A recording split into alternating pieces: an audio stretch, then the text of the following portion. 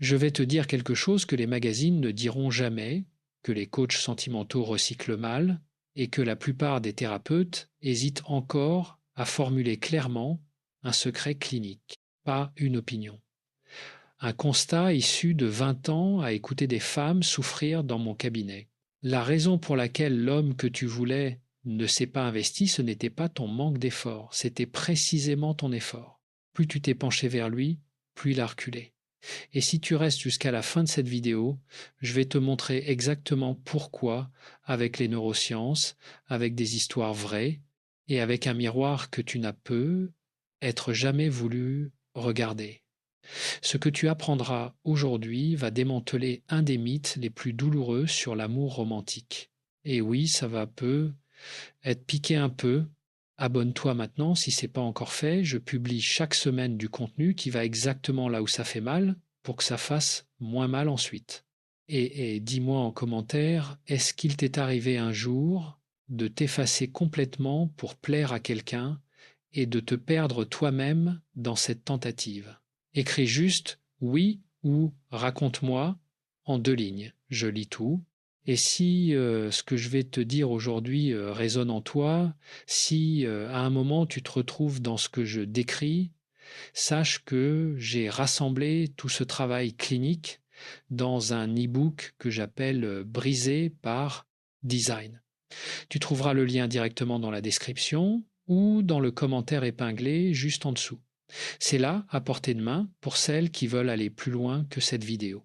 Commençons par là où tout commence. Pas par la rencontre, pas par le premier baiser, par quelque chose de beaucoup plus ancien, par la façon dont ton cerveau a appris très tôt ce que signifie mériter d'être aimé.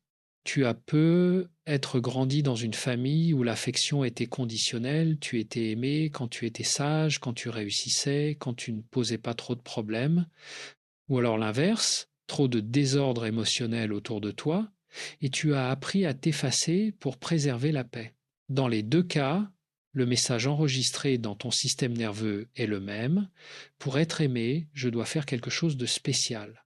Ce n'est pas une faiblesse. C'est de la neuroplasticité à l'envers.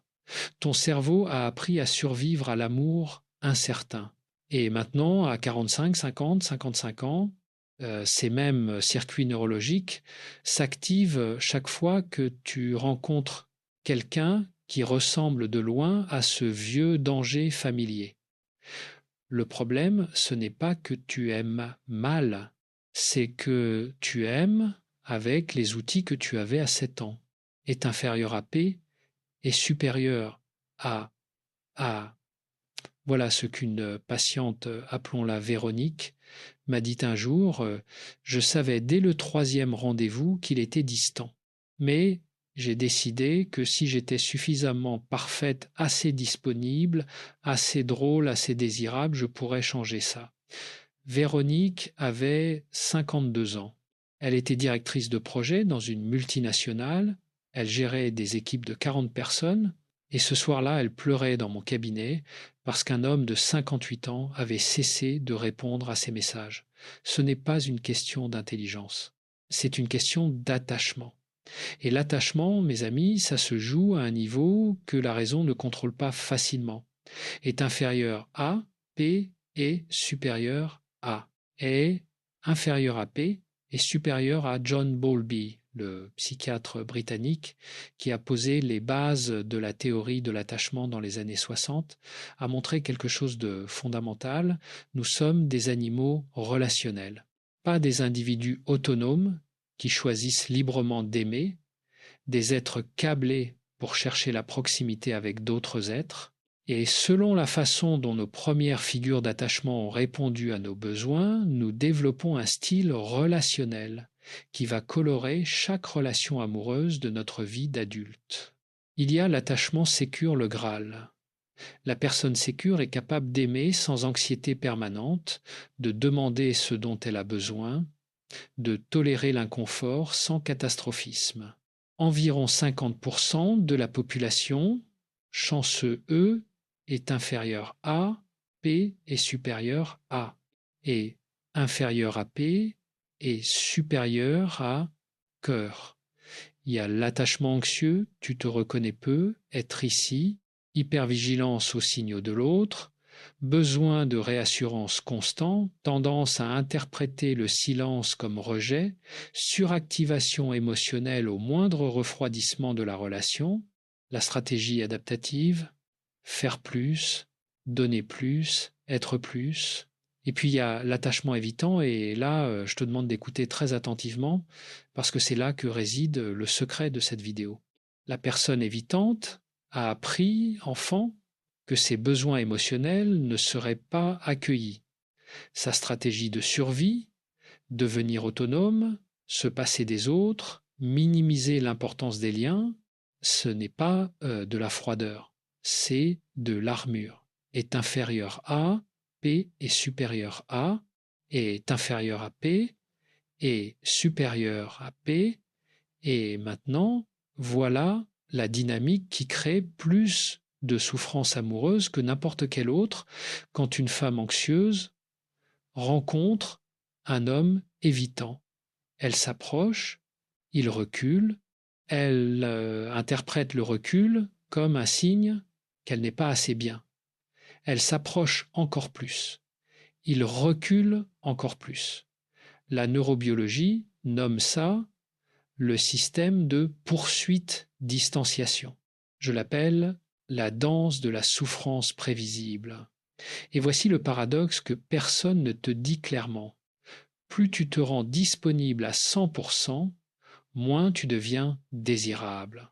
Non pas parce que tu es moins intéressante, mais parce que le cerveau humain, et en particulier le cerveau masculin tel qu'il a été façonné par des millions d'années d'évolution, est câblé pour accorder de la valeur à ce qui implique un effort d'obtention est inférieur à P est supérieur et inférieur à P est supérieur à trace. Il y a une expérience fascinante menée par le psychologue Robert Cialdini sur le principe de rareté des sujets, évaluer la même chose, un biscuit, un objet, une information, comme étant bien plus précieuse quand elle leur était présentée comme rare ou difficile d'accès.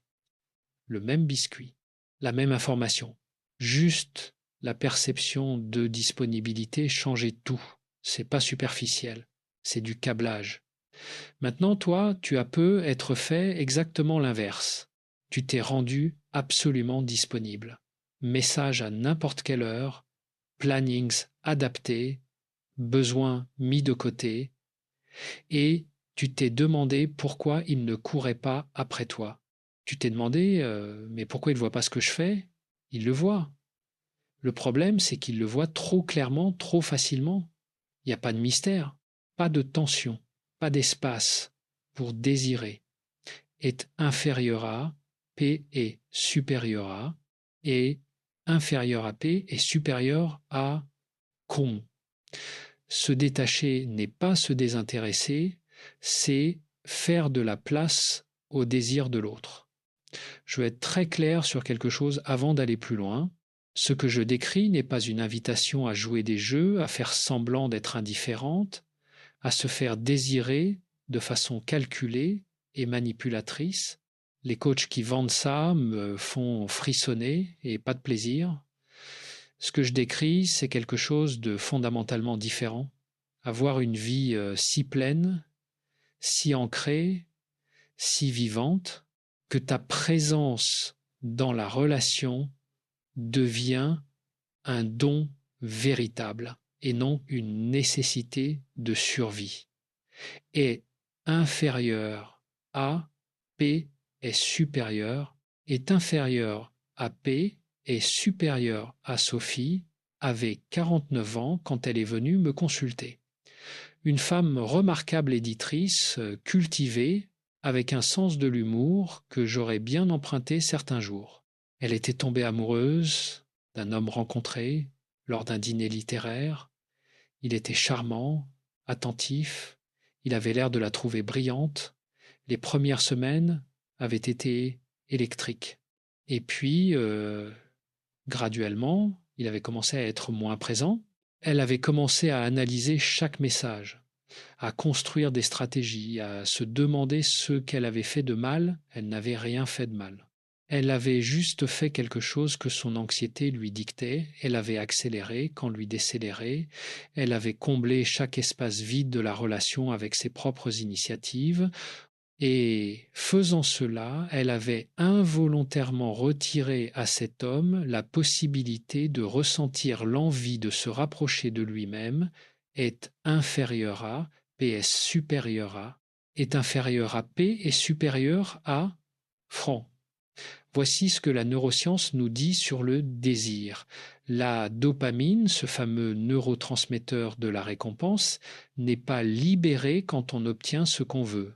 Elle est libérée dans l'anticipation, dans la tension, dans la possibilité. Wolfram Schultz, neuroscientifique à Cambridge, a montré que les neurones dopaminergiques s'activent au maximum quand la récompense est incertaine, ni garantie, ni impossible, juste possible. Tu as déjà vécu ça? Ce message qui arrive après 3 heures de silence, ce regard en travers d'une pièce remplie de monde, cette phrase laissée en suspens qui te fait tourner en rond toute la nuit. Ton cerveau était inondé de dopamine. Pas parce que tu avais ce que tu voulais, mais parce que tu ne l'avais pas encore et que tu pouvais, être l'avoir, est inférieur à, P est supérieur à, est inférieur à P est supérieur à. Maintenant, la question que tu dois te poser honnêtement, est-ce que tu as retiré ça à l'homme que tu aimais? Est-ce que tu as tellement comblé l'espace que son système dopaminergique n'avait plus rien à anticiper? Je vais te proposer un micro-exercice cognitif. Pose une seule question. Dans ta dernière relation significative ou dans celle que tu vis en ce moment, quelle était ta réaction habituelle quand l'autre devenait moins disponible? Est-ce que tu te rapprochais davantage? Est-ce que tu envoyais un message de plus? Est-ce que tu inventais une raison de passer par là? Si oui, tu viens d'identifier un comportement anxieux. Note-le mentalement. On va continuer à en parler. Est inférieur à, P est supérieur à, est inférieur à P, est supérieur à P. Il y a un concept en psychologie que j'aime beaucoup, la différenciation dans les relations, tel que défini par Murray Bowen, puis popularisé par David Schnarch. La différenciation, c'est la capacité à rester soi-même tout en étant intimement connecté à l'autre. C'est pas l'autonomie froide, c'est pas l'indépendance défensive. C'est la possibilité d'être profondément dans la relation tout en gardant un fil conducteur vers soi-même. Les couples les plus solides que j'ai vus en thérapie de couple avaient toujours cette caractéristique. Chacun des deux était capable de penser par lui-même